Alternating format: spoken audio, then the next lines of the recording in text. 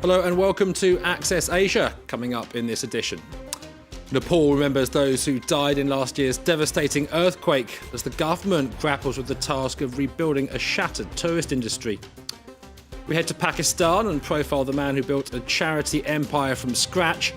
He's become a national hero for helping plug the country's welfare gap.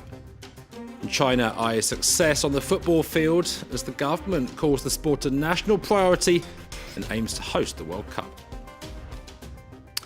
First to Nepal, where we focus on the huge reconstruction efforts in the wake of last year's devastating earthquake.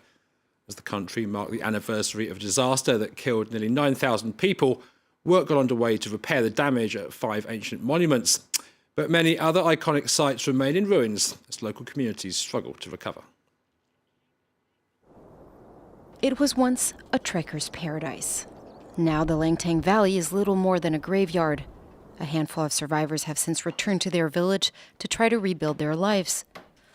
But for many, it's not an easy task. Norpu Tamong is 61. He lost his entire family in the disaster, including 3 grandchildren. For the first 3 months, I kept thinking my family was still alive. Now it's been almost a year. I have to accept the fact that they are all gone. It's a Herculean task to clear trails, rebuild homes and guest houses, mainly because of the logistical difficulty of transporting materials to this remote region. It's a big challenge. Porters cannot carry everything, so we are forced to use helicopters, and hiring helicopters is very expensive. The Nepalese government has also been slow to enact a disaster relief plan. The earthquake struck over a year ago, but in that time, not a single home has been rebuilt with the help of authorities, despite billions of dollars pledged by the international community. I'm here because it's been a year since the earthquake.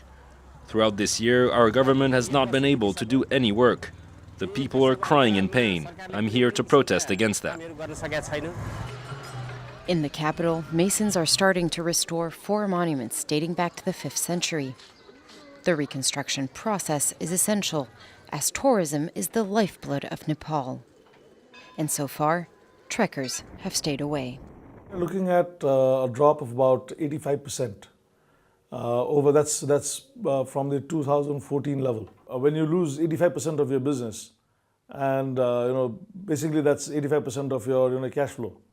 That's gone. It's just gone off the top. Tourists are even avoiding the popular trekking routes that escape the carnage, such as the Annapurna Trail. Altogether, Nepal's financial losses in the wake of the earthquake has been pegged at $7 billion. Well, next to controversy over France's treatment of hundreds of Afghan interpreters and drivers. They were told they'd be protected after helping French forces in the country, but few have been given the new start in France they were promised. They say their lives are at risk from the Taliban, who view them as traitors. France 24's Emma James has more. They served France and Afghanistan, the indispensable intermediaries between the French military and the Afghan population. They all wanted to come here to look for water. That's why they broke. So we must explain to the people they have to be disciplined. 4 of these interpreters recently arrived in France. They've waited 3 years to obtain a visa. Abdul Razik, a 28-year-old Afghani, felt he'd been abandoned after the departure of the French army in 2013. We were promised we would be brought to France and the interpreters would be saved. But they didn't keep all their promises. He kept these photos taken with French officers. He can only speak freely today because his family travelled to France with him. They had all been under permanent threat from the Taliban for 3 years. With each threat, we had to move house. We couldn't go outside very often. The threat was always decapitation. We were thought of as spies, infidels, and traitors.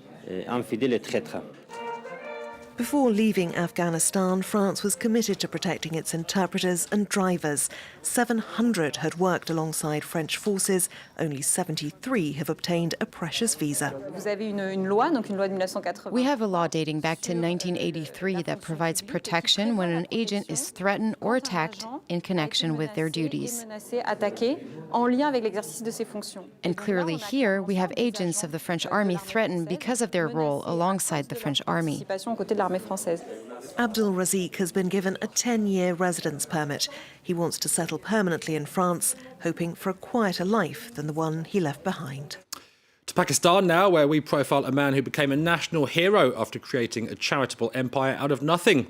Abdul Sattar Eddy is credited with mobilising people to help the country's poor and destitute, filling a gap left by the lack of a welfare state. On the streets of Karachi asking for money. But this man is no ordinary beggar. Abdul Sattar Eddy is the driving force behind Pakistan's largest welfare organization and one of the most popular people in the country.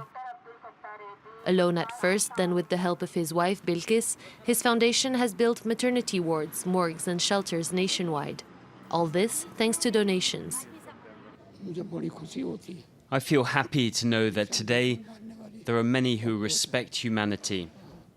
There are many who care about humanity. It all started from a personal tragedy, the state's failure to help his family care for their mother, paralyzed and suffering from mental health issues. So Eddy decided to fill the welfare void himself. He opened a clinic and by the late 50s had enough money to buy his first ambulance. The foundation now has 1,500 of them, their sirens often echoing through cities after the many suicide attacks which plague Pakistan. Eddy's principle is simple, to help everyone, regardless of their social status, tribe or religion. An approach that has led him to be criticized and threatened. There are some narrow-minded conservative people, they don't like us. They want us to only work for Muslims, particularly for their own sects. Now in his late 80s, Eddy has passed on the management of the foundation to his son Faisal. It houses some 5,700 people in 17 shelters across the country. Among them, Seher. Today, she looks after orphaned or abandoned children, emulating Bilkis and her husband, who she calls mom and dad after growing up in one of their homes. Without them, I think I would have no life. I might be on the streets. I have a strong passion to be like them and serve people. Eddy has been in the running for the Nobel Peace Prize several times, this year nominated by Pakistan's teenage laureate Malala Yousafzai. But away from the spotlight, he leads a humble life, content with just 2 sets of clothes and sleeping in a windowless room. His wealth is elsewhere, in the people he has inspired and the lives that he's changed. Next to China, a country with growing ambitions on the football field. Big money has already attracted several major European stars, but now the government wants to go a step further. President Xi Jinping's called the sport a national priority. It's now compulsory in some schools. The ultimate goal is for the Chinese to host the World Cup and win it. This is only a training session, but fans are still flocking in. Jiangsu may only be a humble football team in the Chinese Super League, but the club's supporters have been arriving in droves to catch a glimpse of the new star of the team, Alex Teixeira, a 26-year-old joining Jiangsu this season after the club paid a €50 million transfer fee to get him to China, a record for Chinese football. The most expensive transfer to date in 2016, also generating a lot of pride in China. This isn't that expensive, not at all. China is the richest country in the world. Jiangsu's spending spree this year didn't stop at Teixeira. The club also paid €30 million to bring fellow Brazilian national Ramirez to China, luring him from last year's English Premier League champion Chelsea. Does it change a lot from UK? Yeah, of course. You see this? Jiangsu is spending huge amounts of cash to bring in players, but the club can afford it. The team is owned by the Suning Group, a home appliance chain in China which boasted profits of €14 billion last year. Stacked with cash, Suning plans to invest even more in football. We hope that with what we have invested, we will get more people out to watch our games. If we can produce a good product, perhaps more companies will invest in Chinese football. As long as we continue improving Chinese football, the money is worth it. Chinese President Xi Jinping, a big fan of football, has decided to make the sport a national priority. As such, the central government has launched a plan to promote football across the country, with 15,000 teams to be created and funded over the next 5 years. The Guoao Academy in Beijing is already being given money for jerseys, balls, and to pay the salary of the coaches. The push sparking a sense of patriotism. Right now, our country and our government support us. Training young kids is meaningful and it's linked to our nation. Football for young kids isn't just a game, it's also part of China's future and our prosperity. In order to improve Chinese football, French advice is being sought. 270 Chinese coaches have studied at least one semester in French universities to try to improve their learning skills. Mao Ke has just come back from a 6-month trip to France. I was impressed with how professional the French coaches were and their social skills with the players. On the field, Mao Ke says he hopes one day to be lucky enough to coach a new generation of Chinese football greats. China is not ready yet to win the World Cup, but we're trying to improve, and that's a dream that we all share. Admittedly, there is still a lot to be done. China currently ranks 96th in FIFA's world rankings and still struggles to maintain that position. We'll leave you now with images from a Chinese shopping mall that's found a novel way of offering extra entertainment to visitors.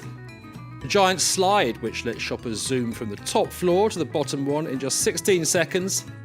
The feature can be found in the New World department store in Shanghai that's just opened up to selected customers. Thanks for watching Access Asia, and do stay with us here on France 24.